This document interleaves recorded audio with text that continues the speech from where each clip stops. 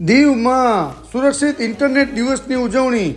દીવ પોલિટેકનિકમાં વિદ્યાર્થીઓ સાથે સુરક્ષિત ઇન્ટરનેટ દિવસની ઉજવણી કરવામાં આવી, જેમાં અધિકારી જયેશ ધંધુકિયા સાહેબ દ્વારા વિદ્યાર્થીઓને સુરક્ષિત ઇન્ટરનેટ વિશે વિસ્તૃતમાં માહિતી આપવામાં આવી.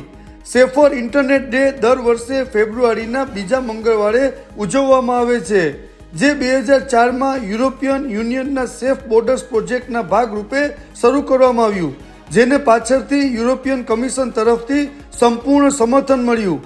તેનો ઉદ્દેશ ઇન્ટરનેટને દરેક માટે, ખાસ કરીને બાળકો માટે વધુ સારું અને સુરક્ષિત બનાવવાનો છે અને બાળકો અને યુવાનોને સાયબર ધમકી, ડેટાનો દુરુપયોગ અને પોર્નોગ્રાફી જેવા ઓનલાઈન જોખમો પ્રત્યે જાગૃત કરવાનો છે. આજના સોશિયલ મીડિયા યુગમાં બાળકો અને યુવાનો ઘણો સમય વિતાવી રહ્યા છે, જેથી માત્ર તેમના માનસિક વિકાસમાં અવરોધ નથી લાવી રહ્યું, પરંતુ હાનિકારક સામગ્રીનું ખતરનાક વ્યસન પણ પેદા કરી રહ્યું છે. તેથી દરેક માતા પિતાએ તેમના બાળકોને ઓનલાઈન સામગ્રીના દલદલથી બચાવવા ખૂબ જ મહત્વપૂર્ણ છે. દરેક માતા પિતાએ પ્રતિબંધ લાદવાને બદલે તેમના માટે ડિજિટલ મર્યાદા નક્કી કરવી જોઈએ. તે જરૂરી છે, કેમ કે ટેકનોલોજીથી ભાગી જવું એ ઉકેલ નથી. તેને સમજવું અને સુરક્ષિત બનાવવો એ એકમાત્ર રસ્તો છે. આજે દરેક વ્યક્તિ એઆઈ વિશે વાત કરે છે અને બાળકો, યુવાનો ઓનલાઈન એઆઈ વિશે માહિતી મેળવે છે અને એનો ઉપયોગ પણ કરે છે. આથી જ આ પેઢી પાસે સ્માર્ટ ટેકનિકનો ઉપયોગ કરતી વખતે સુરક્ષિત વિકલ્પ પસંદ કરવા માટેનું કૌશલ્ય અને આત્મવિશ્વાસ હોય તે બેહદ મહત્વપૂર્ણ છે. તમને આજે અહીંયા શા માટે ભેગા થયા છે એ બાબતે હું જો વાત કરું તો આખા વિશ્વમાં ફેબ્રુઆરીના બીજા મંગળવારે, બીજા અઠવાડિયાના મંગળવારે આખા વિશ્વમાં ઇન્ટરનેટ સુરક્ષિત રીતે કેવી રીતના વાપરવું એના માટેની ઉજવણી કરવામાં આવે છે. એના ભાગરૂપે આપણા આખા ભારતમાં દરેક ડિસ્ટ્રિક્ટમાં અને વિવિધ મિનિસ્ટ્રીમાં પણ આ સુરક્ષિત ઇન્ટરનેટ કેવી રીતના વાપરવું, જેથી કરીને અત્યારે જે સાયબર ફ્રોડ થાય છે એનાથી આપણે કેવી રીતના બચી શકીએ એના માટે થઈને આપણે અહીંયા બધા ભેગા થયા છીએ. તો આપણે હવે જોઈશું કે કેવા કેવા પગલાં લેવાથી આપણે પોતાની જાતને સુરક્ષિત રાખી શકીએ, આપણા પરિવારને સુરક્ષિત રાખી શકીએ. ઇવન તો ફાઇનાન્શિયલ ફ્રોડ અત્યારે બહુ થઈ રહ્યા છે. લોકોના પૈસા ફ્રોડલન્ટ હોય એ લોકો લૂંટી જતા હોય છે, એની અંગત માહિતીઓ પણ ચોરી લેતા હોય છે અને પછી એને બ્લેકમેલ કરતા હોય છે. ઘણી વખત તમે નામ સાંભળ્યું હશે કે ડિજિટલ એરેસ્ટ, ઘણી જગ્યાએ સાંભળ્યું છે. એઆઈના માધ્યમથી લોકોના વોઇસ ક્લોનિંગ કરી અને લોકોને છેતરપિંડી કરવામાં આવે છે, પૈસા દ્વારા નુકસાન કરવામાં આવે છે.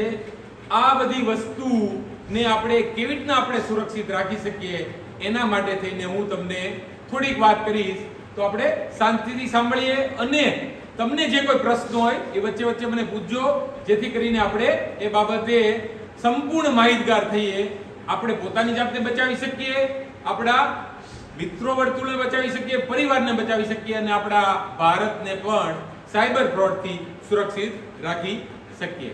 તો જે મેં વાત કરી એ પ્રમાણે આપણું જે થીમ છે એ થીમ છે smart tech, safe choice, exploring the safe and responsible use of AI. એટલે કે આપણે હવે એઆઈ ના જમાનામાં છે. એઆઈ કોને સાંભળ્યું છે? એઆઈ એટલે શું કોઈ કહેશે? એઆઈ તો સુરક્ષિત અને જિમ્મેદાર તરીકે આપણે કેવી રીતના ફોનનો ઉપયોગ કરીએ, એઆઈનો ઉપયોગ કરીએ અને આપણે આગળ વધીએ, તો એ આજની થીમ છે. આ જે પ્રોગ્રામ છે એ ભારત સરકાર, ગવર્મેન્ટ ઓફ ઇન્ડિયાનું MeitY ministry of information and technology એ ડિપાર્ટમેન્ટ અને સીડેક જેનો પ્રોગ્રામ છે information security education and awareness, એ બંનેના સહયોગથી આખા ઇન્ડિયામાં પ્રોગ્રામ ચલાવવામાં આવી રહ્યો છે. તો આપણે આની વેબસાઇટ પણ છે, તમે જોઈ શકો છો. હમણાં હું આગળ બતાવીશ તમને. એ વેબસાઇટ પર જઈને આપણે ક્વિઝ જોઈ શકીએ છીએ, આપણે પ્લેઝ લેવાની છે તમારા સ્ટુડન્ટને લાયક એમાં પ્રોગ્રામ પણ અવેલેબલ છે, તેમાં આપણે રજીસ્ટ્રેશન કરીને એ પણ કાર્ય કરવાનું છે. મેં આ વાત કરી એ પ્રમાણે બીજા મંગળવાર ફેબ્રુઆરીના અઠવાડિયાના બીજા મંગળવારે આ કાર્યક્રમ આખા વિશ્વમાં ઉજવવામાં આવે છે અને એ જ વસ્તુ આપણે ભારતમાં પણ ઉજવી રહ્યા છીએ. આના અનુલક્ષીને ભારત સરકાર દ્વારા ઇન્ડિયા એઆઈ ઇમ્પેક્ટ સમિટ 2026 નું આયોજન કરવામાં આવેલું છે, જે તારીખ 16 થી લઈને 20 ફેબ્રુઆરી સુધી દિલ્હીમાં આયોજિત કરવામાં આવશે. અને આ જે આપણા બધા જ પ્રોગ્રામ આખા ઇન્ડિયામાં આવો પ્રોગ્રામ થઈ રહ્યો છે, એનઆઈસી દ્વારા કરવામાં આવી રહ્યો છે. તો એ બધાનું જ એઆઈ બાબતનું શું વિઝન છે, કેવી રીતના આગળ વધી શકાય એ વિશેની માર્ગદર્શન છે. તો આપણે જો વાત કરીએ તો શું શું જોઈશું, તો કે ઇન્ટરનેટ કોને કહેવાય, આપણે એની વિશે વાત કરીશું. હું તમને પૂછીશ એ બાબતે. આપણે રોજિંદા જીવનમાં ઇન્ટરનેટનો ઉપયોગ કરીએ છીએ, એ કેવી રીતના કરવો જોઈએ.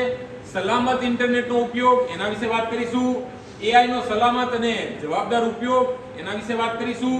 એઆઈ ના સામાન્ય સાયબર જોખમો, એટલે કે સાયબર ફ્રોડ જે થતા હોય છે એના સામે સુરક્ષિત કેવી રીતના રહેવું, એના વિશે વાત કરીશું.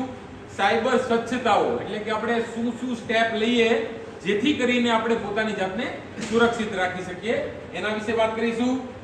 ધારો કે કોઈની સાથે સાયબર ગુનો થઈ ગયો હોય તો એને રિપોર્ટિંગ ક્યાં કરવું, કેવી રીતના રિપોર્ટિંગ કરવું, એના વિશે વાત કરીશું. એ 1930 નામનો નંબર છે જેના ઉપર આપણે રિપોર્ટિંગ કરી શકીએ છીએ.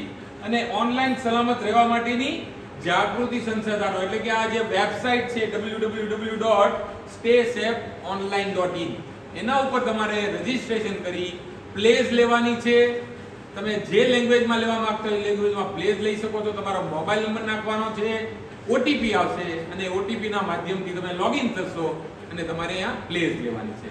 ત્યાં ક્વિઝ પણ રમી શકો છો અને કોર્સિસ પણ અવેલેબલ છે સેફ રહેવા માટેના, એ પણ કરી શકો છો.